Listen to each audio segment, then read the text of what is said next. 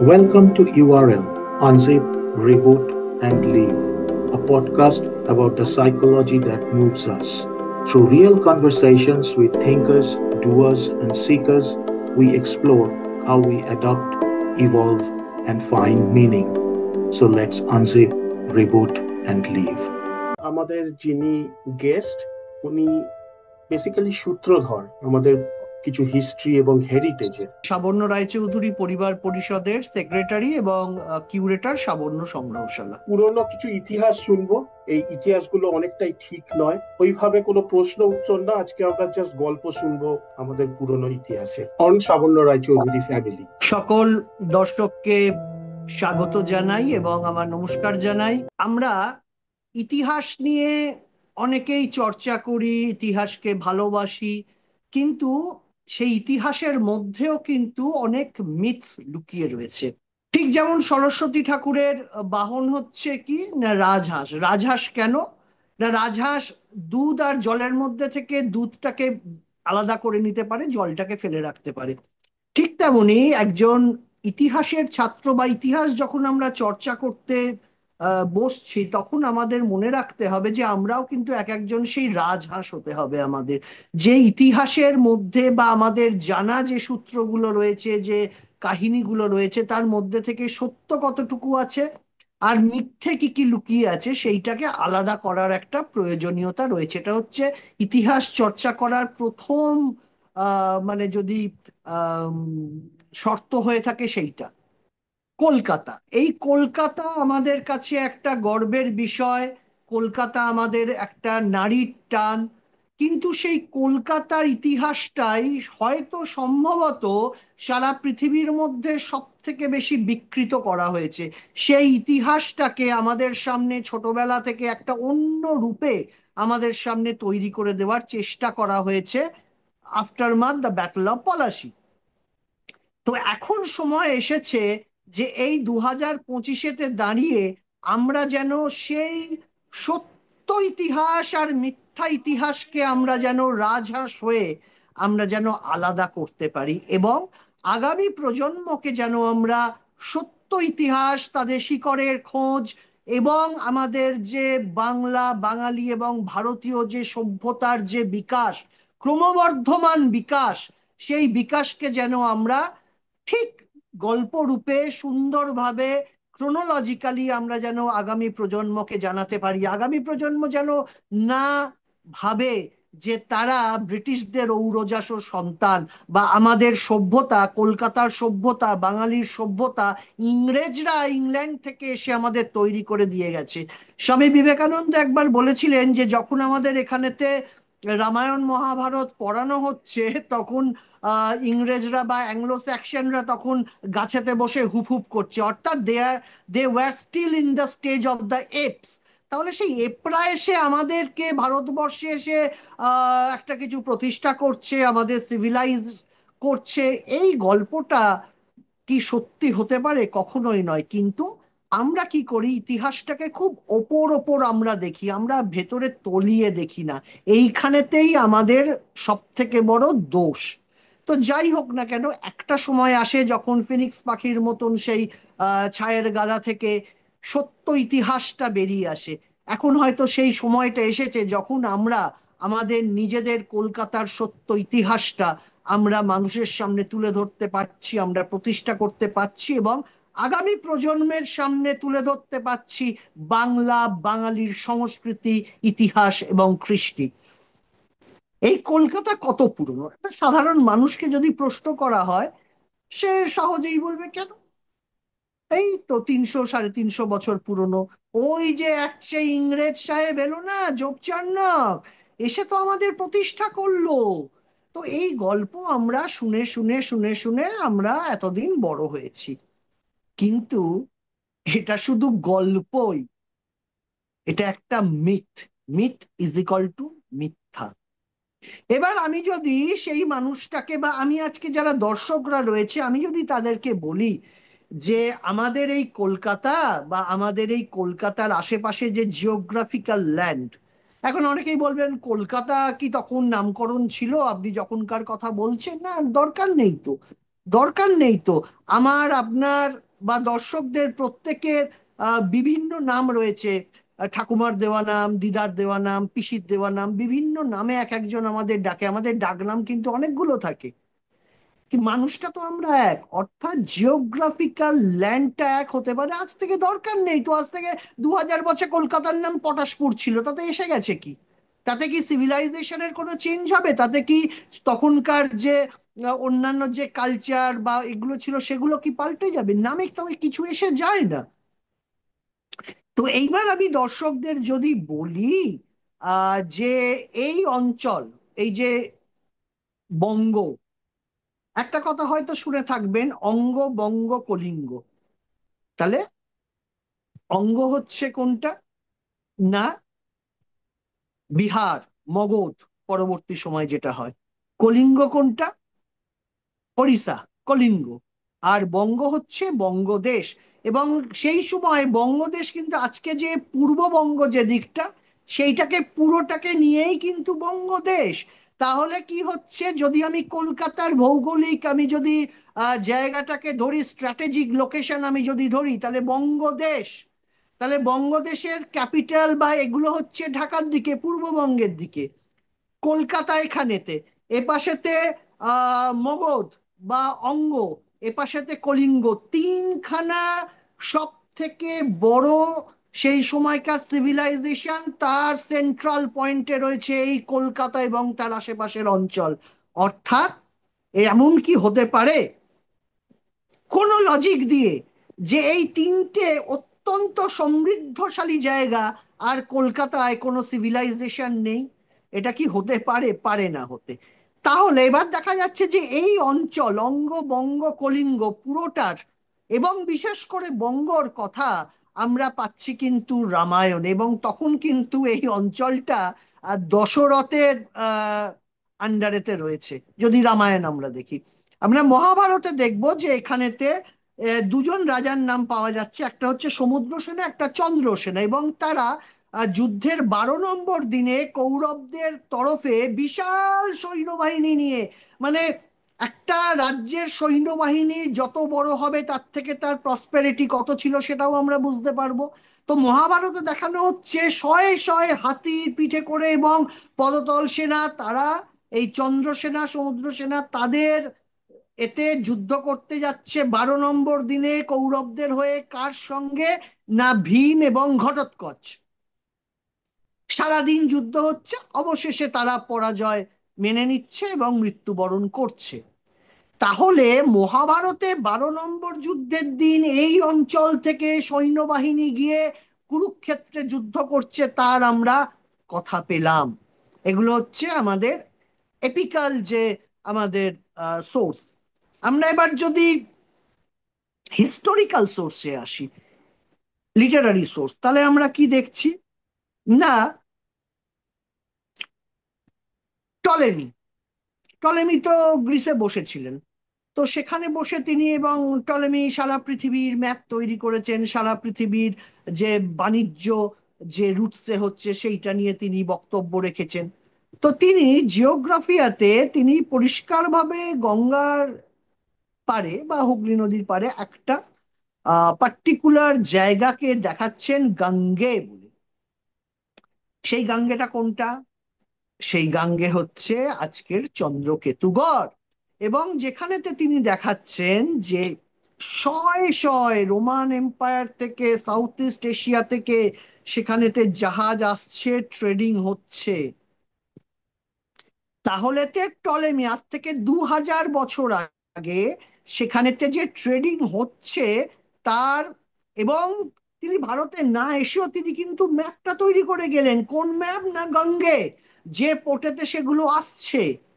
পরবর্তী সময় আমরা বিভিন্ন অন্য গ্রন্থে দেখছি যে এই জায়গার কথা বলা হয়েছে। যেমন আমরা কালিদাসের রঘুবংশম, সেখানে আমরা এই জায়গার আমরা ডেসক্রিপশন পাচ্ছি। পরবর্তী সময় দান্দিনের দশকুমার চরিত্রম, সেখানে বলা হচ্ছে যে প্রাসাদ তুল্য সব বাড়ি ঘরদোর এখানে রয়েছে। ঠিক যেভাবে হিউয়েন সাং আমাদের পাটালিপুত্রর যে ডেসক্রিপশনটা আমাদের দিয়েছিল, যেটা থেকে আমরা জানতে পারি যে মগধ এবং পাটালিপুত্র কি বিশাল একটা শহর ছিল সেই সময়, ঠিক তেমনি এই দান্দিনীর দশকুমার চরিত্রমেতে এই এলাকার কলকাতা এবং তার এলাকা আশেপাশের এলাকায় তিনি বলছেন যে প্রাসাদ তুল্য সব বাড়িঘর রয়েছে, একদম একটা শহর কেন্দ্রিক একটা ব্যবসা বাণিজ্য কৃষি জনজীবন সবকিছু সেখানেতে রয়েছে।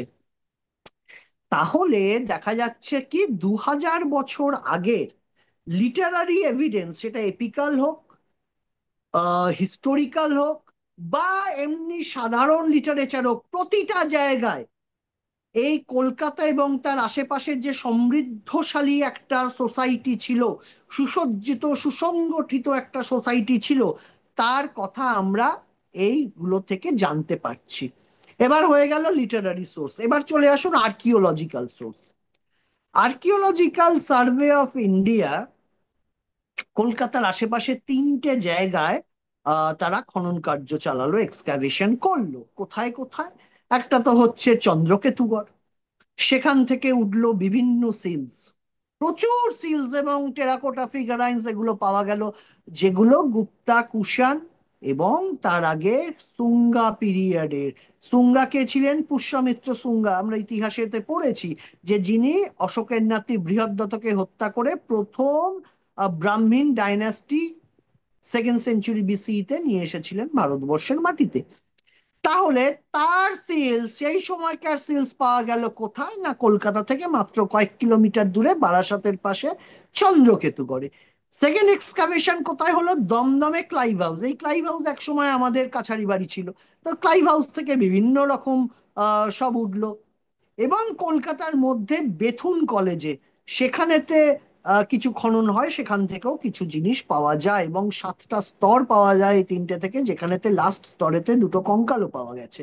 তো এই সমস্ত যে ফিগারাইন্স, টেরাকোটা, সিলস, এগুলো পরিষ্কারভাবে প্রমাণ করছে যে সাউথ ইস্ট এশিয়া বা ইউরোপের সঙ্গে জলপথে ট্রেড হতো।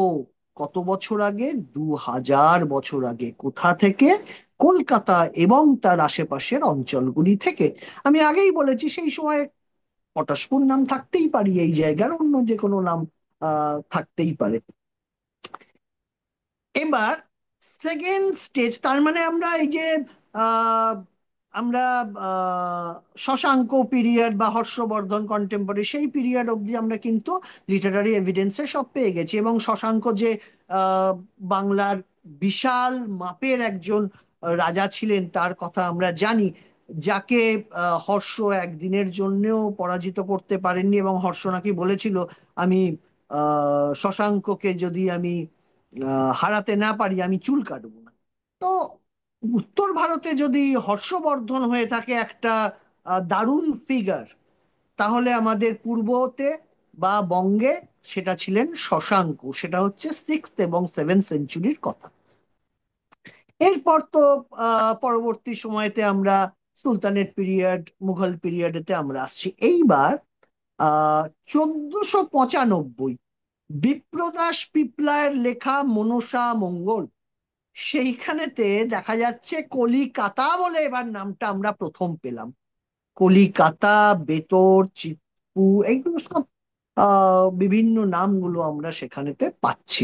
1495, 1510 সালের 3রা জানুয়ারি শক্তিপীঠ দর্শনেতে গুরু নানক আসছেন এই অঞ্চলে এবং সেখানে তিনি কালীক্ষেত্রে আসছেন, কলকাতায় 7 দিন থাকছেন।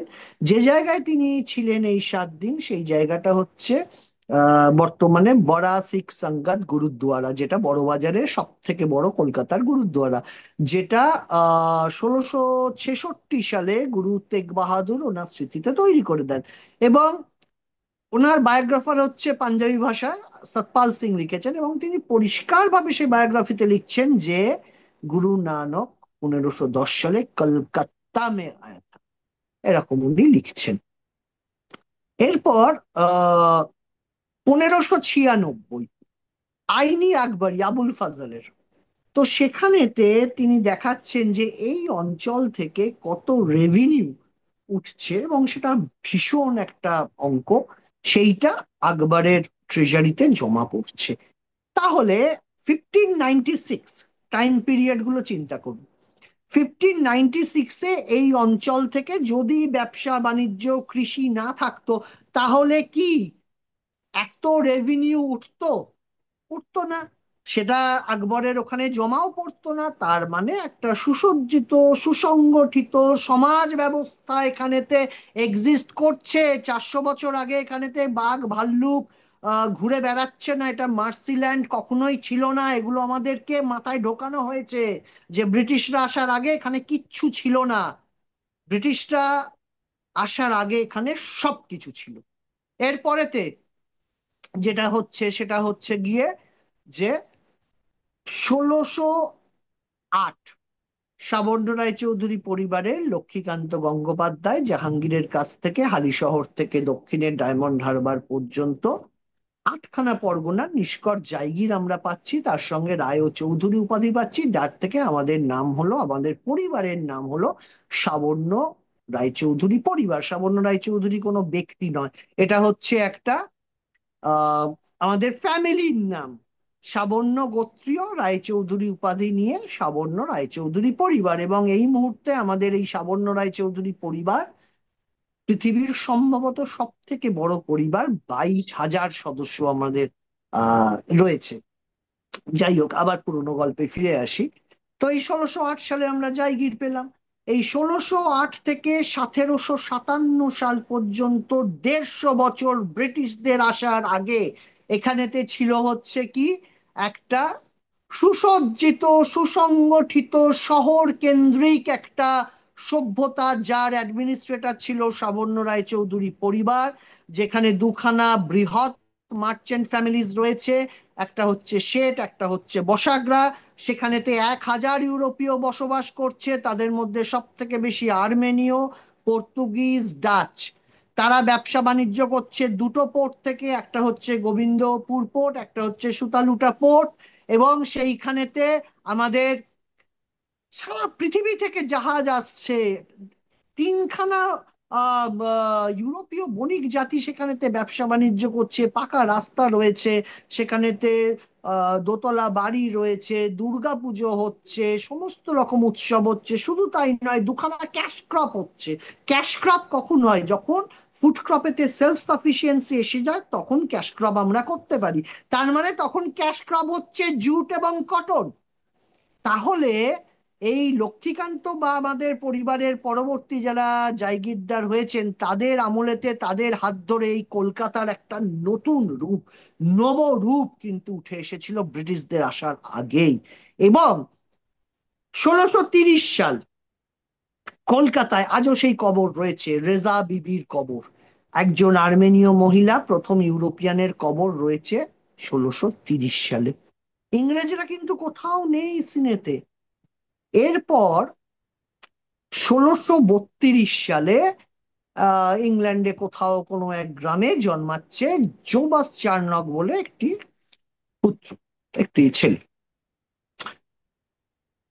সে যখন যুবক, 1655-এ সেন্টফোর্ড জর্জে একটা ম্যাড্রাসেতে একটা জাহাজ আসছে, এবং সেখানেতে থেকে লুকিয়ে লুকিয়ে একটি অল্প বয়সী ছেলে সেখান থেকে নেমে আসছে। এই হলো সেই জোব বা চার্নক বা জোবাস চার্নক। বিনা টিকিটের যাত্রী, অর্থাৎ টিকিট কাটারও টাকা তার কাছে ছিল না। এবং সেই সময় কি হতো, জাহাজে করে ওই ব্যারেলস, মানে পিপে, মদের পিপে টিপে গুলো যেত। তো এই এরা যারা পালিয়ে যাওয়ার, তার ওই পিপের পেছনে বা খালি পিপের মধ্যে ঢুকে বসে বসে এরা সারা পৃথিবীতে ওই কাজের সন্ধানেতে যেত। এটা একটা তখনকার রেগুলার একটা ছিল। তো যোগচান ভারতবর্ষের মাটিতে, চেন্নাইতে আসছে কত সাল? আমি আবার বলছি দর্শকদের, সালগুলোকে নোট করুন। 1655। তাহলে তার 25 বছর আগে কিন্তু কলকাতায় প্রথম আর্মেনীয়র কবর রয়েছে, মাথায় রাখুন।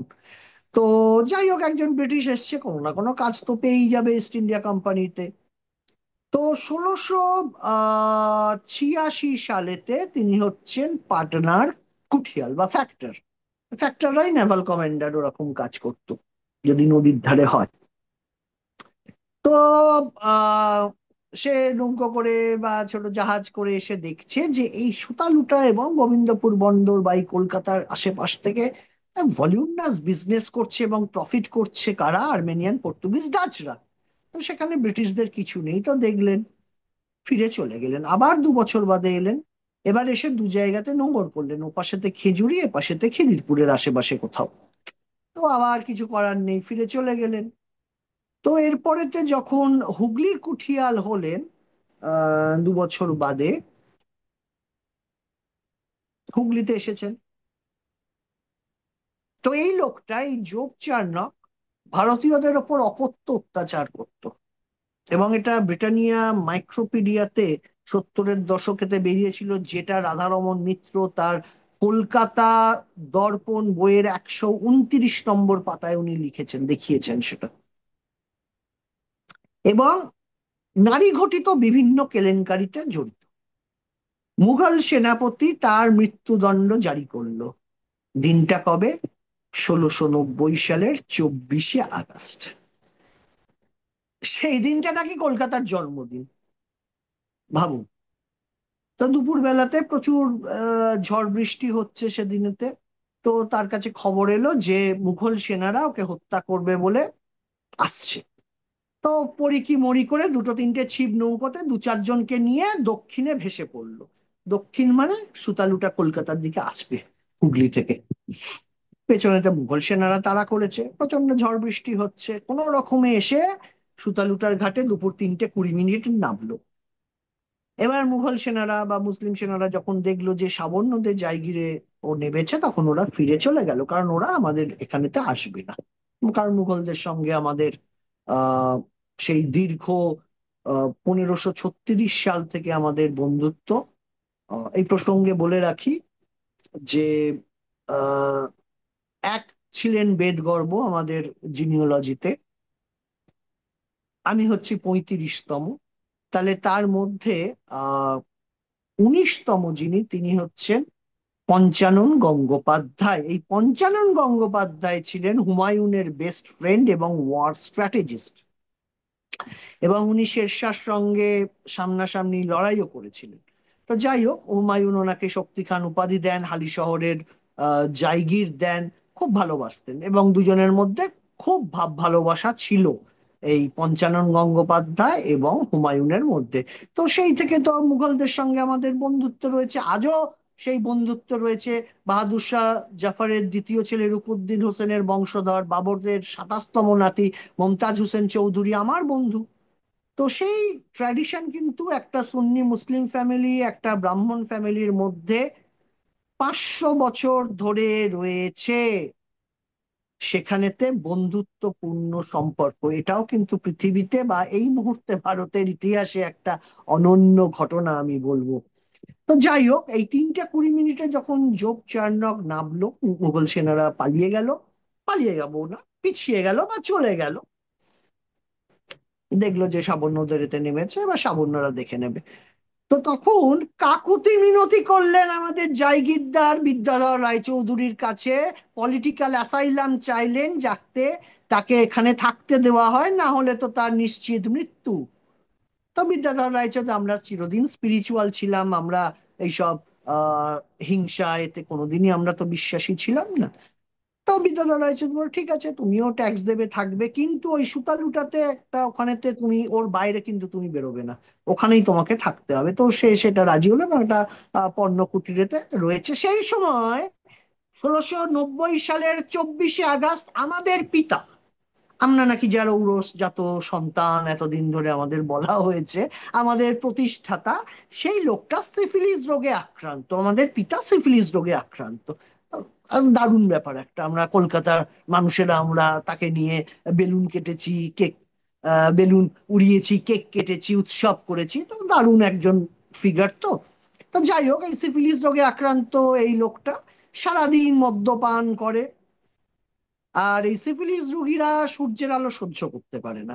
তো ঘরের মধ্যে কেউ ঢুকলেই ওই বোতল আর গ্লাস ছুঁড়ে তাকে মারতো। সন্ধ্যের পর একটু ধাতস্থ হলে পাশে একটা নিম গাছ ছিল বাঁধানো, সেখানে বসে 2-3 জন নেটিভদের সঙ্গে হুঁকো খেতেন। এই হচ্ছে তার জীবনযাপন। 28 মাস বাদে 10ই জানুয়ারি 1693 সালে এই লোকটা মারা গেল। 28 মাস বেঁচে ছিল এই লোকটা। তার কি অবদান আছে কি? এই লোকটা আমার প্রতিষ্ঠাতা, কলকাতার প্রতিষ্ঠাতা কি করে হয়? তার আগে যে 1000 ইউরোপীয় এখানে বসবাস করছে তারা কোথায় গেল? আচ্ছা, এবার আমাকে বলুন, বা আমি দর্শকদের প্রশ্ন করতে চাই, ডাকাত, লুটেরা, তারা কোন বাড়িতে ডাকাতি করতে আসবে? কোন বাড়িতে? তো যেখানেতে ঐশ্বর্য রয়েছে, ওয়েলথ রয়েছে, সেই বাড়িতে আসবে, না একটা গরিব মানুষের বাড়িতে যাবে? যাবে না কোনো গরিব মানুষের বাড়ি। যেখানেতে ওয়েলথ রয়েছে, যেখান থেকে আমি লুটের জিনিস পাবো, যেখান থেকে আমি প্রফিট করতে পারবো, আমি তাহলে সেই জায়গায় যাব। তাহলে যদি এইটা যদি মার্শিল্যান্ড থাকতো, এখানে যদি বারবেরিয়ানসরা বসবাস করতো, যোগচার্ণক এখানে আসতো? আসতো না তো। শুধু যোগচার্ণক কেন, তার আগে যে 3টে ইউরোপিয়ান বণিক সমাজ যারা এখানেতে ব্যবসা বাণিজ্য করছে তারা আসতো? আসতো না। কলকাতা একটা ভীষণ বিশাল রূপে একটা শহর কেন্দ্রিক সভ্যতা, ট্রেডিং, এগ্রিকালচার, কালচার, এভরিথিং ছিল। তাই জন্য এই বণিক জাতিগুলো নিজেদের পকেটে পয়সা পড়বার জন্য, ব্যবসা করবার জন্য, প্রফিট করবার জন্য তারা কলকাতাকে বেছে নিয়েছিল। Nothing else. এইটা বুঝতে হবে, আমরা বুঝি না। ও একজন ব্রিটিশ এলো, আমাদের পিতা হয়ে গেল, আমাদের আহ সভ্য করে দিল। আরে কেন আসবে সে? আজকে আমি আপনি কি সুন্দরবনের মধ্যে ব্যবসা করতে যাব যেখানে বাঘ থাকে? যাব কি? যাব না তো। আমরা কিন্তু না, এই ইতিহাসগুলো তো আমাদের সামনেই ছিল, আমরা গভীরভাবে ভেবে কোনোদিন দেখিনি। এইটা হচ্ছে আমাদের, বা বিশেষ করে বাঙালিদের সব থেকে বড় সমস্যা। আমরা সবকিছু আমরা ওপর ওপর দেখি, আমরা গভীরে তলিয়ে কিচ্ছু দেখতে যাই না। আমাদের যেটা বোঝানো হয়, যেটা পড়ানো হয়, যেটা দেখানো হয়, তার বাইরে আমরা ঠুলি পড়ে থাকি। আমরা নিজেদের বিচার বুদ্ধি আমরা ব্যবহার করি না। আর আমরা কোনোদিনই সরস্বতী পুজোর পুজো আমরা প্রত্যেক বছর করি, কিন্তু আমরা ওই রাজহাঁস হয়ে আজ পর্যন্ত উঠতে আমরা পারলাম না। তো যাই হোক, এই যোগচার্ণক মারা গেল। সালটা কত? 1693। তখনও ব্রিটিশদের কিচ্ছু নেই কিন্তু এখানে। হ্যাঁ, যোগচার্ণক হচ্ছেন প্রথম ইংরেজ যিনি এখানেতে রাত্রিবাস করলেন, এইটুকু ওনার কৃতিত্ব। হয়ে গেল।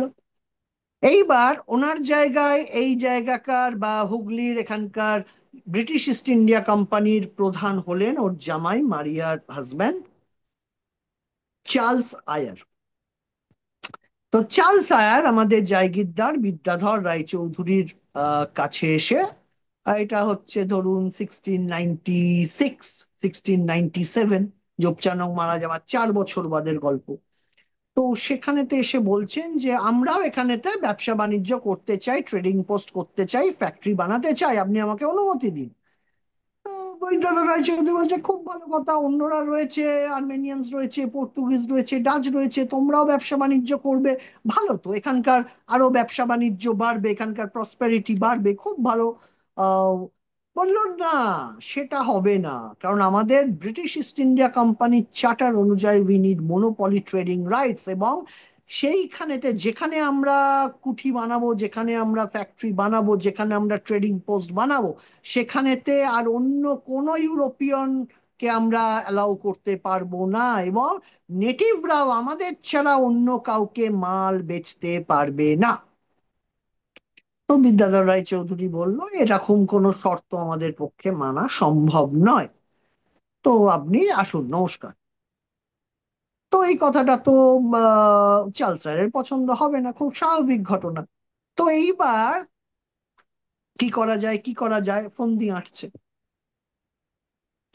তো কোনো একজন কাউকে পাঠিয়ে ঔরঙ্গজেবের দরবারের কোনো মন্ত্রী সন্ত্রী, এও হতে পারে যে বাংলার সুবেদার ঔরঙ্গজেবের নাতি আজিম উসমান, যাকে হোক একটা 16,000 টাকা ঘুষ দিয়ে একটা ফরমান বার করিয়ে নিয়ে আসা হয়, যে ফরমানেতে এই আহ যারা জমিদার জায়গিরদাররা রয়েছে, জমিদার তো না, জায়গিরদাররা যারা রয়েছে, তাদেরকে বলা হচ্ছে তারা যেন ইংরেজদের সব রকম সাহায্য করে। এবার ঔরঙ্গজেবের কানে এই কথাটা গেল। ঔরঙ্গজেব তৎক্ষণাৎ আজবুসমানকে দিয়েই আবার আমাদের বিদ্যাধর রায়চৌধুরীর কাছে নোট পাঠালেন যে ওই ফরমান যেন মানা না হয়। তাহলে এবার কি করা যায়? একদিকে সম্রাটের এসে গেছে, নির্দেশ এসে গেছে যে ওইটা মানা হবে না, আবার ইংরেজরা নিয়ে এসে বলবে এই দেখো ফরমান আছে, এবার তোমাকে আমাকে দিতে হবে। তো সেই সময় হালি শহরে বসে একটা গোপন বৈঠক হয় এবং সেখানেতে ঠিক হয় একটা দলিল রচনা করা হবে, ব্রিটিশদের একটা চোখে ধুলো দেওয়া হবে। কি করা হবে না, সুতালুটা, গোবিন্দপুর, কলকাতা, এই তিনটে জনপদের প্রজাস্বত্ব, রাইট টু রেন্ট বা লিজ, এই ধরনের একটা কিছু ইংরেজদের দেখানো হবে, দেওয়া হচ্ছে। বার্ষিক 1300 টাকার খাজনার বিনিময়। ভালো করে দর্শকরা শুনুন, বার্ষিক 1300 টাকার খাজনার বিনিময়। অর্থাৎ কলকাতা, আপনারা যেটা বইতে পড়েছেন, মাত্র 1300 টাকায় কলকাতা বেচে দিল সামান্যরা। ভালো করে শুনুন আসল ইতিহাসটা, আমি ওই প্রসঙ্গে আসছি এরপর। এমন একটা দলিল রচনা করা হলো। আবার মজা হলো কি, সেকেন্ড মজা এবার দেখুন, কোন জমিদাররা সই করলো না। বাবা বেঁচে থাকতে ছেলেরা সই করেছে, বিদ্যাধর রায়চৌধুরীর ছেলে সই করেছে, তার ভাইপোরা সই করেছে। আবার প্রাণ এবং মনোহর দেব, একজনের বয়স 3, একজনের বয়স 17, দুজন নাবালক সদস্যকে দিয়ে সই করিয়ে রাখা হলো। অর্থাৎ একটা ইনভ্যালিড দলিল একটা তৈরি করা হলো, এবং সেটা 10ই নভেম্বর 1698 সালে আমাদের বরিশা সাজের আটচালা, ওই যে দেখেছেন আপনারা আইকনিক সেই স্ট্রাকচার, যে সেই থামগুলো রয়েছে, লাল থাম, কলকাতার একটা আইকনিক স্ট্রাকচার, সেই নাট মন্দিরে বসে চার্লস ফায়ারের হাতে তুলে দেওয়া হয়। এবং 1757 সাল পর্যন্ত এই বার্ষিক 1300 টাকা খাজনা ব্রিটিশ ইস্ট ইন্ডিয়া কোম্পানি দিয়ে গেছে। তাহলে এবার আমি দর্শকদের কাছে আমার প্রশ্নটা তুলি, তাহলে আপনারা যে বইতে পড়েছেন বা আপনারা বিশ্বাস করেছেন যে মাত্র 1300 টাকায় কলকাতা বিক্রি হয়ে গেল, কি মনে হচ্ছে সত্য হতে পারে এটা? প্রথম কথা হচ্ছে, ওই যে বললাম আমি, আমরা গভীরে তলিয়ে দেখি না। আমি বিক্রি করার জায়গাতেই নেই, তো ওই বিক্রিটা করবো কি করে, এটা আমাকে বলুন। আমি তো সম্রাটের আন্ডারে,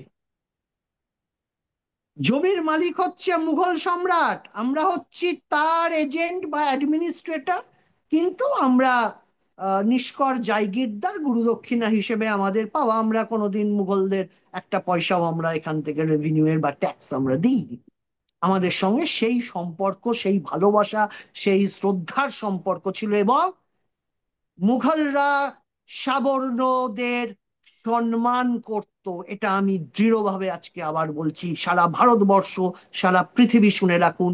সুন্নি মুসলিম মুঘল পরিবার ব্রাহ্মণ সাবর্ণ পরিবারকে বন্ধু যেমন ছিল, তারা শ্রদ্ধা করত, সম্মান করত।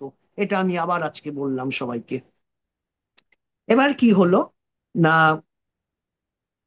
1757 সাল এবার আসছে। 1757 সাল আবার একটা মাইলস্টোন, একটা ঘটনা ঘটবে, ভারতের ইতিহাস বদলে যেতে চলেছে সেখানে। তো কি হলো, আলিবর্দী খান মৃত্যু শয্যায়। আলিবর্দী খান তখন বাংলার নবাব, তখন নবাব সিস্টেম এসে গেছে বাংলায় মুর্শিদ আলী খানের পর।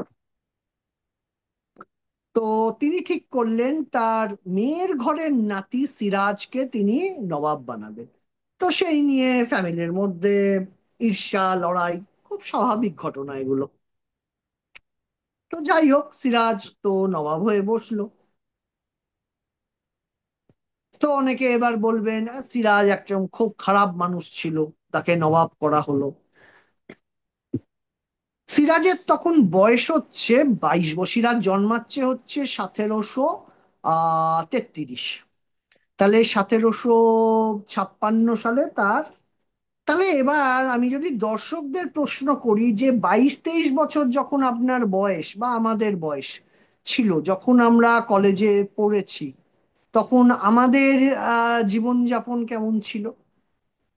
এই প্রশ্নটা আমি সবাইকে করছি, নিজের জীবনটা দিয়ে চিন্তা করুন। আপনি 22 বছর বয়সে কি কি কাজ করতেন লুকিয়ে লুকিয়ে, বাবা মাকে লুকিয়ে, বা সমাজকে লুকিয়ে কি কি করেছেন সেটা একবার ভাবুন তো। সবাই করেছি, আমরা সবাই, এটা তো একটা বয়সের একটা দোষ থাকে, তো প্রত্যেকেই সেই সময়তে এর মধ্যে দিয়েই আমরা আমরা এক্সপিরিয়েন্সড হই। তো সিরাজের বেলায় সেটা দোষ হয়ে গেল, আমার বেলায় সেটা সব ঠিক আছে, সিরাজ করলেই সেটা দোষের হয়ে গেল, তাই তো। তো যাই হোক, সিরাজ 23 বছর বয়সে নবাব হয়েছে এবং বলাই বাহুল্য মদ্যপান করত 22 বছরে। আমাদের জীবন দেখলো, আমরা বলবো সিগারেট, মদ খাওয়া, মেয়েদের দেখা, সবকিছুই তো ছিল প্রত্যেকে। কেউ যদি বলে আমি করিনি, তার থেকে বড় মিথ্যাবাদী আর কেউ হতে পারে না এটা। সিরাজও ছিল সেরকম। আলিবর্দি খানকে ছুঁড়ে আলিবর্দি খান বলেছিল, সিরাজ, আমি কিন্তু তোমার এই মদ্যপান বা এই যে উচ্ছৃঙ্খল জীবন, সেটা কিন্তু আমি পছন্দ করি না। তখন সিরাজ দাদুকে দাদুকে প্রচন্ড ভালোবাসতো, এই দাদু নাতির প্রচন্ড ভালোবাসা স্নেহ ছিল। তো ওই মরণযাত্রী আলিবর্দি খানকে গা ছুঁয়ে সিরাজ প্রতিজ্ঞা করেছিলেন, আজকের পর থেকে আমি কোনো শৃঙ্খল জীবন যাপন করব না, আমি মদ্যপান, আমি নারী সঙ্গ, সমস্ত কিছু আমি ত্যাগ করলাম। এবং তারপর থেকে সে সেটা রক্ষা করেছিল, যা আর 1 বছর বেঁচে ছিলেন। তো এই সিরাজ যখন হলো, সিরাজ প্রথমেতেই ব্রিটিশ ইস্ট ইন্ডিয়া কোম্পানি এবং ফ্রেঞ্চ ইস্ট ইন্ডিয়া কোম্পানিকে বললো যে তোমরা ফর্টিফিকেশন করো না। তো চন্দননগরেতে ফ্রেঞ্চরা বন্ধ করে দিল, কিন্তু এখন যেখানে কলকাতায় জিপিও, সেই জায়গায় তখন ব্রিটিশরা ফর্টিফাই করছে। ব্রিটিশরা শুনলো না। তো অটোমেটিক্যালি নবাবের রাগ হবে, সে সৈন্য সামন্ত নিয়ে এলো, সব ভেঙে চুরে দিল। ওই হলওয়েল ব্ল্যাক হোলের গল্প তৈরি হলো, এই সব জিনিসগুলো তৈরি হলো, আলীনগর নামকরণ হলো, ফিরে চলে গেল, সন্ধি টন্ধি হলো, ফিরে চলে গেল। তো এবার রবার্ট ক্লাইভকে ম্যাড্রাস থেকে পাঠানো হয়েছে এখানেতে। এইবার এখানেতে কি ঘটনা ঘটলো, এখানকার যারা ইনফ্লুয়েন্সিয়াল মানুষ, নবকৃষ্ণ দেব, উমি চাঁদ, জগৎ শেঠ, সেই সময় সব থেকে বড় লোক, এশিয়ার সব থেকে বড় ব্যাংকার, কৃষ্ণচন্দ্র রায়, তো এরা সিরাজের এগেনস্টে একটা লবি তৈরি করেছে। এই যে মুহূর্তে এই ব্রিটিশের সঙ্গে এই গন্ডগোলটা হয়েছে, ওদের সামনে একটা সুযোগ চলে এলো। রবার্ট ক্লাইভ আসতেই তাকে নিয়ে জগৎ শেঠের বাড়িতে একটা গোপন বৈঠক হলো, এবং সেখানেতে একটা গোলটেবিল বৈঠকে ঠিক করা হলো যে কি করা হবে। Nabakrishna Deb, the master mind behind everything, the Palashi ষড়যন্ত্র, দ্য মেন কালপ্রিট, তিনি রবার্ট ক্লাইভের মাথায় ঢোকালেন, দেখো, সিরাজের এগেনস্টে আমরা তো সবাই রয়েছি, ইংরেজদের ওপর আক্রমণ করেছে সিরাজ, আমাদের সবাইকার কমন শত্রু হচ্ছে সিরাজ। আর এই বাংলা সুবা বা সিরাজ যার নবাব, সেই জায়গা হচ্ছে ভারতবর্ষের রাইস বোল অফ ইন্ডিয়া, সব থেকে প্রসপারাস ল্যান্ড। তুমি যদি এটা দখল করতে পারো, তাহলে এখান থেকে যে রেভিনিউ আসবে সেটা সহজেই তুমি সারা ভারতবর্ষে, যে দক্ষিণ ভারতে যে ফ্রেঞ্চদের সঙ্গে যুদ্ধ করছো, এ করছো, সারা ভারতবর্ষকে তুমি খুব সহজেই কবজা করতে পারবে, তোমার যেটা ইচ্ছে। তো এই বদ বুদ্ধিটা দিল হচ্ছে নানাদার দেন ওয়ারেন হেস্টিংসের মুন্সি চাকর নবকৃষ্ণ দেব। এই নবকৃষ্ণ দেবের ঠাকুরদা হচ্ছেন রূপকিনী দেব, তিনি আমাদের বাড়িতে চাকরি করতেন, নায়েব ছিলেন, ভালো মানুষ ছিলেন। তার ছেলে রামচরণ দেব, তিনিও আমাদের নায়েব ছিলেন, চুরির দায়ে ধরা পড়ে বরখাস্ত হয়েছিলেন। তাহলে একটা, এই নবকৃষ্ণদেবের পরিবার হচ্ছে, তার একটা মুদিখানার নাকি ব্যবসাও করতো, কামু মুদি বলা হতো ওদের, যাই হোক, তারা হচ্ছে কিন্তু এই ইংরেজদের হোক বা সাবর্ণদের হোক, তাদের কাছে চাকরি করে জীবনযাপন করছেন। মাইন্ড ইট, সমস্ত দর্শকদের আমি বলছি, এগুলো ভাতায় ভালো করে শুনুন আমি কি কথাগুলো বলছি। তারা চাকরি করছে, খুব ভালো কথা। এবার এই পলাশির ষড়যন্ত্রটা তো রচনা করা হলো, 23শে জুন যুদ্ধ হলো, তার কদিন বাদে 2রা মে জুতো দেখে সিরাজকে ধরা পড়লো। মিরান তার মুন্ডু কেটে, মুন্ডু নিয়ে সারা মুর্শিদাবাদ নাচলো। এবার কি হলো না, বাংলার ট্রেজারিটা এবার লুট হবে। তো সেই ট্রেজারি লুটের মেন মাথা হলো নবকৃষ্ণদেব। নবকৃষ্ণদেব এবং বাকি যে ষড়যন্ত্রকারীরা রয়েছে, রবার্ট ক্লাইভ। মনে রাখবেন, রবার্ট ক্লাইভের সম্পত্তি নিয়ে, এখান থেকে কত চুরি করা মাল নিয়ে, সেটা নিয়ে কিন্তু তার এগেনস্টে ব্রিটিশ পার্লামেন্টে ইমপিচমেন্ট হয়েছিল। রবার্ট ক্লাইভের ইতিহাসটা পড়বেন এবং রবার্ট ক্লাইভ সেখানেতে আলটিমেটলি সুইসাইড করে। তো কি এগেনস্ট, এটা তো ইংল্যান্ডের ঘটনা। ভারতবর্ষ থেকে এত চুরি করেছে যার এগেনস্টে ইংল্যান্ডেতে ওর এগেনস্টে ইমপিচমেন্ট হয়েছিল ব্রিটিশ পার্লামেন্টে, এটা মাথায় রাখবেন। তাহলে এই লুট হলো, লুট বাংলার সম্পদ, সিরাজের সম্পদ নয়, বাংলার সাধারণ মানুষের সম্পদ লুট করলো রবার্ট ক্লাইভ, নবকৃষ্ণদেব, কৃষ্ণচন্দ্র রায় এবং অন্যান্য ষড়যন্ত্রকারীরা। তাহলে একটা কেরানি থেকে, একটা মুন্সি থেকে রাতারাতি কোটিপতি হয়ে কলকাতায় 25 বছর বয়সে ফিরল হচ্ছে নবকৃষ্ণদেব। আমি বলি 12টা স্বর্ণালঙ্কার জাহাজ নিয়ে ফিরলো, আমার কাছে যা তথ্য আছে। তো এখন শুনছি এই 12টা নিয়ে নাকি একটা প্রশ্ন আসছে। তো সম্ভবত 12টার জায়গায় 40টা নৌকো হবে, তাহলে আমি ভুল বলেছি, কম বলে ফেলেছি। ঠিক আছে, 40টা নৌকো নিয়ে তাহলে চোর এসছিল, মুর্শিদাবাদ থেকে চুরি করে কলকাতা এলো। তৈরি হলো শোভাবাজার রাজবাড়ি। দুর্গাপুজো 1757-তে রবার্ট ক্লাইভ উদ্বোধন করলো। এলাহাবাদ থেকে সব নচ গার্লসরা বা নর্তকীরা এসেছে, গরুর মাংস এসেছে, নবকৃষ্ণদেব তাকে হাওয়া করছে। তো এই হলো এই শোভাবাজার রাজবাড়ির গল্প 1757।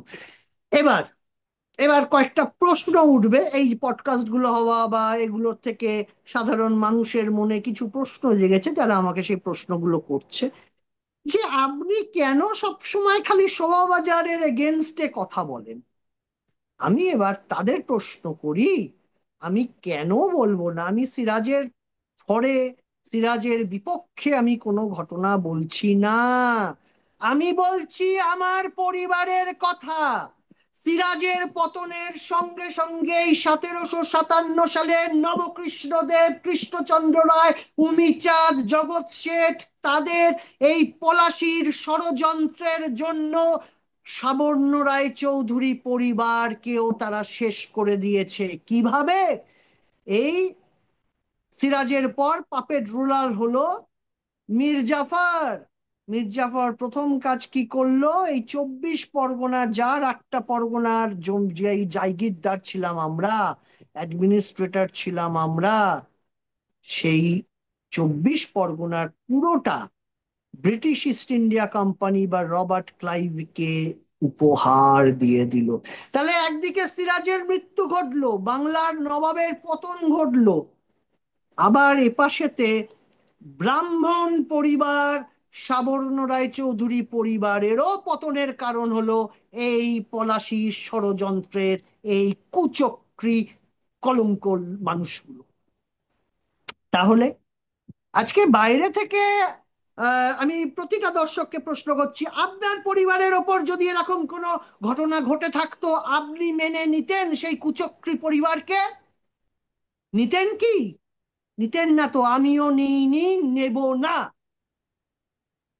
শোভাবাজার রাজবাড়ি শুধু নয়, তার সঙ্গে এই যে বাকি যে কুচক্রীরা ছিল, তারা সাবর্ণ রায়চৌধুরী পরিবারের পতনের কারণ হয়েছে। তাই আমি তাদের শত্রু, আমি তাদের বিরুদ্ধে কথা বলবো, আমি সত্য ইতিহাসটা মানুষের সামনে তুলে ধরবো। এতদিন ধরে 1757 সালের পর থেকে পেড হিস্টোরিয়ান রাইটারদের দিয়ে তারা ইতিহাসটাকে, কলকাতার ইতিহাসটাকে পুরো এতদিন ধরে ধর্ষণ করে এসেছে, তারা লুকিয়ে রেখেছে, বিকৃত করেছে, তারা বাংলার ইতিহাস, বাঙালির ইতিহাসটাকে ব্রিটিশ ইতিহাসে পরিণত করেছে। যোগ চাণক্যকে কে তৈরি করেছে? এই উত্তর কলকাতার পরিবারগুলো তৈরি করেছে। সুতানুটি উৎসব কলকাতার জন্মদিন হিসেবে 24শে আগস্ট কারা পালন করেছে? এরা পালন করেছে। To portray the British as our founders, as our fathers, না, সেটা নয়। সেই জন্যেই 2001 সালে আমরা সাবর্ণ রায়চৌধুরী পরিবার পরিষদ এবং কলকাতার 9জন বিশিষ্ট বুদ্ধিজীবী, যাদের মধ্যে অন্যতম বিশ্ববিখ্যাত ইতিহাসবিদ ব্রতীন্দ্রনাথ মুখোপাধ্যায়, তার সঙ্গে রাধারমণ রায়, তার সঙ্গে ডাক্তার দত্ত, এরকম বিভিন্ন বিখ্যাত মানুষেরা সবাই মিলে আমরা কলকাতা হাইকোর্টের দ্বারস্থ হলাম। আমরা জিজ্ঞেস করলাম কোর্টকে যে 24শে আগস্ট কি কলকাতার জন্মদিন হতে পারে? যোগচার্ণক কি কলকাতার প্রতিষ্ঠাতা, আমাদের পিতা আদৌ হতে পারে? এইটা কোর্ট বলুক, এই দাবিটা আমরা কোর্টের কাছে জানালাম। তো আমাদের হয়ে সওয়াল করলেন অজিত পাঁজা, ভাস্কর সেন, আমাদের পরিবারের তরফে সরজিৎ রায়চৌধুরী, এরা সবাই সওয়াল করলেন। এরপর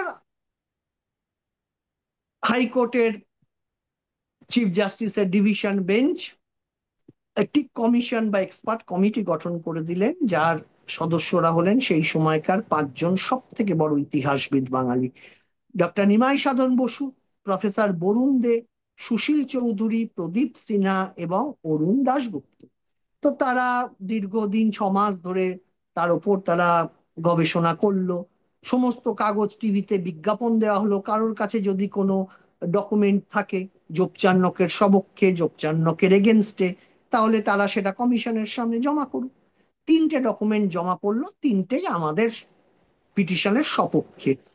অর্থাৎ না ব্রিটিশ কাউন্সিল, না ভারত সরকার, না পশ্চিমবঙ্গ সরকার, না আমাদের কর্পোরেশন, না সুতানুটি পরিষদ, না অন্য কোনো পরিবার, তারা যোগচার্ণককে প্রতিষ্ঠাতা বলার সপক্ষে একটা লাইনও এই কমিশনের কাছে পেশ করতে পারলেন না। পারবেন কি করে? সবটাই তো কল্পকথা, গল্প কথা, বানানো, মিথ্যা। তো তারপর 16ই মে 2003 সালে চিফ জাস্টিসের ডিভিশন বেঞ্চ অশোক কুমার মাথুর এবং জাস্টিস জয়ন্ত বিশ্বাসের ডিভিশন বেঞ্চ সেই ঐতিহাসিক রায় দিলেন যে না, 24শে আগস্টকে কলকাতার জন্মদিন আর বলা যাবে না, জন্মদিন পালন করা যাবে না, এবং যোগচার্ণককেও কলকাতার প্রতিষ্ঠাতা বলা যাবে না। এ এক ঐতিহাসিক ঘটনা, এবং সারা পৃথিবীর ইতিহাসে এই প্রথম কোন কোর্টের রায় একটা শহরের ইতিহাস বদলে গেল। কোন শহর? যে শহরটাকে বলা হতো the second capital of the British empire. তো সেই দিন সারা পৃথিবীর মিডিয়া হাইকোর্টের বাইরে রয়েছে। বিকেলবেলা বোধহয় তখন 4টে বাজে, 4টে না 4:30 বাজে। তো অজিত পাঁজা, আমি, আমার কাকা গোরাচাঁদ রায় চৌধুরী, আমরা সবাই মিডিয়ার সামনে এসেছি। সারা পৃথিবীর মিডিয়া, রয়টার, বিবিসি থেকে শুরু করে অসংখ্য মিডিয়া, মানে ক্যামেরায় ক্যামেরায় ছয়লাপ। অজিত পাঁজা, গোরা চাঁদ রায় চৌধুরী, তারা তাদের মতন করে বললেন। আমাকে যখন জিজ্ঞেস করা হলো, আমি বললাম যে এটা নাকি ছোটবেলা থেকে শুনেছিলাম যে ব্রিটিশ রাজ্যের সূর্য নাকি কোনোদিন ডোবে না, the sun never sets in the British empire. আজকে আমরা সবাই মিলে, সাবর্ণ রায় চৌধুরী পরিবার এবং সমস্ত কলকাতাবাসী, সমস্ত বাঙালিরা সবাই মিলে আজকে সেই ঔদ্ধত্যের ব্রিটিশ সূর্যকে আজকের এই 16ই মে 2003 সালে আমরা বঙ্গোপসাগরে ডুবিয়ে দিলাম। আমরা তুলে ধরলাম আমাদের বাংলার ইতিহাস, বাঙালির ইতিহাস, ভারতীয় সভ্যতাকে বিশ্বের দরবারেতে, এবং আমাদের এই মাথা থেকে সেই ব্রিটিশের ঔরজাত এবং ওই সিফিলিস রোগীর ঔরজাত সন্তানের যে কলঙ্ক, সেটা আজকে আমরা মুছতে পারলাম। সেই দিনটা আমি মনে করি আমার মিশন অ্যাকমপ্লিশড। কারণ আমার ছোটবেলা থেকে একটাই আমার উদ্দেশ্য ছিল, যোগচার্ণকের নাম, মিথ্যা ইতিহাস কলকাতার বুক থেকে মুছে ফেলতে হবে। আগামী প্রজন্মকে জানাতে হবে তাদের আসল শিকড় কোথায়। এবং আমি বারবার আমার ছাত্রছাত্রীদের, আমি যারাই আমার কাছে ইতিহাসের গল্প শুনতে আসে, সবাইকে আমি একটা কথা বলি যে আমরা সাবর্ণ রায় চৌধুরী পরিবার থেকে আমাদের ইতিহাসটাকে রিক্রিয়েট করতে পেরেছি। আমরা 1025 বছরের জিনিওলজি তৈরি করেছি। আমরা আমাদের ইতিহাসটাকে একটা আহ ক্রোনোলজিক্যাল আমরা সেটাকে করতে পেরেছি। প্রতিটা পরিবার, প্রতিটা, তাকে যে জমিদার পরিবার হতে হবে, জায়গিরদার পরিবার হতে হবে, বনেদি পরিবার হতে হবে সেটা নয়। একটা সামান্য একজন শ্রমিক, একজন কৃষক, একজন রিক্সা চালকের পরিবারেরও একটা ইতিহাস আছে। তাদের পূর্বপুরুষদেরও অবদান রয়েছে এই কলকাতা গড়ে ওঠার পেছনে। সেই ইতিহাসটা নিয়ে তারাও চর্চা করুক, তারা তাদের পূর্বপুরুষের সেই কর্মকাণ্ডগুলো মানুষের সামনে তুলে নিয়ে আসুক। তাহলেই আমাদের সমগ্র জাতি, আমাদের সমগ্র সোসাইটি কিভাবে তিলে তিলে সময়ে সময়ে বিভিন্ন মানুষের কর্মকাণ্ডের মধ্যে গড়ে উঠেছে, সেইটা আমরা কিন্তু সেই সঠিক ইতিহাসটা জানতে পারবো। আপনারাও আপনাদের পরিবারকে নিয়ে চর্চা করুন, আপনারাও বাড়িতে আপনাদের জিনিওলজিটা তৈরি করুন, যাতে আগামী প্রজন্মকে আপনারা দেখাতে পারবেন, দেখ তোর দাদু এই কাজ করে গেছিল, এই ঠাকুমা এই কাজ করে গেছিল, প্রপিতামহ এত মহান মানুষ ছিলেন। সেইগুলোকে একটা ডকুমেন্টারি এভিডেন্স হিসেবে আপনারা আগামী প্রজন্মের কাছে রেখে যান, যাতে তারাও গর্ববোধ করতে পারে তাদের পূর্বপুরুষদের জন্য। এই কাজটা যদি আপনি না করেন, তাহলে আগামী প্রজন্ম সেটা থেকে বঞ্চিত হবে। তাই আমি বিনীত অনুরোধ করব, যারা এই পডকাস্ট শুনছেন বা দেখছেন, অস্ট্রেলিয়া হোক বা ভারতের বিভিন্ন প্রান্তে হোক, পৃথিবীর বিভিন্ন প্রান্তে হোক, আমি প্রত্যেকের কাছে অনুরোধ করব, আপনারা পৃথিবীর যে প্রান্তেই হয়ে থাকুন, যে ধর্মেরই হয়ে থাকুন, যে বর্ণেরই হয়ে থাকুন, যে দেশেরই নাগরিক হয়ে থাকুন, আপনারা আপনাদের পারিবারিক ইতিহাসটাকে বাঁচাতে চেষ্টা করুন। আপনাদের পারিবারিক ইতিহাসটা আপনারা তুলে ধরুন। এই তুলে ধরবে, অন্য কেউ ধরবে না। নিজের জয় ঢাক নিজেকেই পেটাতে হবে, আমি এটা মনে করি। আমার পরিবারের কথা, আপনার পরিবারের কথা অন্য তৃতীয় ব্যক্তি এসে কেউ সেটা নিয়ে ভাববে না, চর্চা করবে না। কিন্তু আপনার পরিবারের যে, আপনার পূর্বপুরুষদের যে মহান কাজগুলো রয়েছে, সেগুলোকে ভুলিয়ে দেবেন, সেগুলোকে হারিয়ে যেতে দেবেন কেন? সেইগুলোকে তুলে ধরুন, সেগুলোকে আরো 10টা মানুষকে জানান, আগামী প্রজন্মের সামনে জানান। আপনার বাড়িতে জিনিওলজিটা টাঙিয়ে রাখুন, সব লোক যারা আপনার বাড়িতে আসবেন তারা যেন সেটা দেখতে পায়। ইতিহাসকে বাঁচাতে আমাদের সাবর্ণ রায়চৌধুরী পরিবার, আমরা এই কাজগুলো করতে পেরেছি কি পারিনি, কতটা সফল হয়েছি কি হয়নি সেটা আলাদা কথা, আমরা চেষ্টা করেছি এই ইতিহাসটাকে বাঁচাবার। এবং যেহেতু আমাদের সঙ্গে কলকাতার ইতিহাস, কালীঘাটের ইতিহাস সমস্ত কিছু জড়িয়ে রয়েছে, মুঘল ইতিহাস, বসন্ত রায়ের ইতিহাস সবকিছু জড়িয়ে রয়েছে, আমরা সেই ইতিহাসটাকে একটা রিক্রিয়েশনের জায়গায় আমরা নিয়ে এসেছি, রিক্রিয়েট করতে পেরেছি। একটা ডায়েরিতে লিখুন, সেটা আগামী প্রজন্মকে জানিয়ে যান। এই রেকর্ডটা যদি হারিয়ে যায়, তাহলে কিন্তু আগামী প্রজন্ম তার নিজের পূর্বপুরুষের কথা আর জানতে পারবে না। এখনো দেরি হয়ে যায়নি, প্লিজ।